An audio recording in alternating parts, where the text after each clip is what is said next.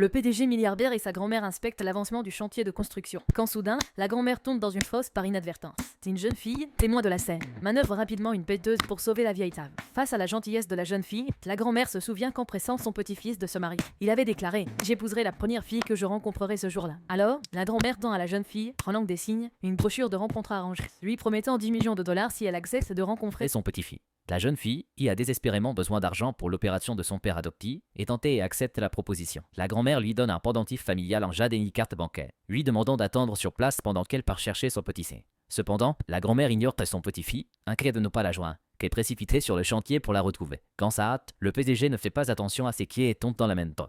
La jeune fille, légèrement exaspérée, utilise à nouveau la péteuse pour le sauver. En voyant le PDG séduisant, elle lui demande s'il est le fiancé présenté par sa grand-mère. Mais le PDG, voyant qu'elle tente délibérément de l'approcher, lui rétorque qu'elle se trompe de personne et invitant une carte de visite, lui disant de contacter son assistante pour des compensations. La jeune fille refuse sa carte. À ce moment-là, le PDG reçoit un appel de son assistant, l'informant que sa grand-mère est remplacée mais sauve au siège. Il s'y rend immédiatement. Dès leur rencontre, la grand-mère lui annonce qu'elle lui a trouvé une fiancée, qu'elle lui confie avoir donné le pendentif familial à cette jeune fille. Le PDG, pensant que sa grand-mère a perdu la raison en offrant un nichou de 20 millions à une insolite, demande à son assistante de l'emmener d'urgence à l'hôpital pour un examen. La jeune fille, ne voyant pas revenir la grand-mère et devant se rendre à un entretien d'embauche, laisse un mot avec ses coordonnées avant de partir. Après son départ, le PDG arrive sur le chantier, mais le vent emporte le mot contenant ces informations. Par coïncidence, l'entreprise où la jeune fille postule appartient au PDG. Lorsque ce dernier la voit danser avec grâce sur scène, il se souvient soudain de la fiancée mentionnée par sa grand-mère. Cependant, la beauté de la jeune fille suscite la jalousie de la serme. Chilelimini negati. La jeune fille conteste cette décision, mais l'interdit Belimili en déclarant qu'elle ne mérite pas d'intégrer l'entendement. Refusant de céder, elle exige les excuses quasi,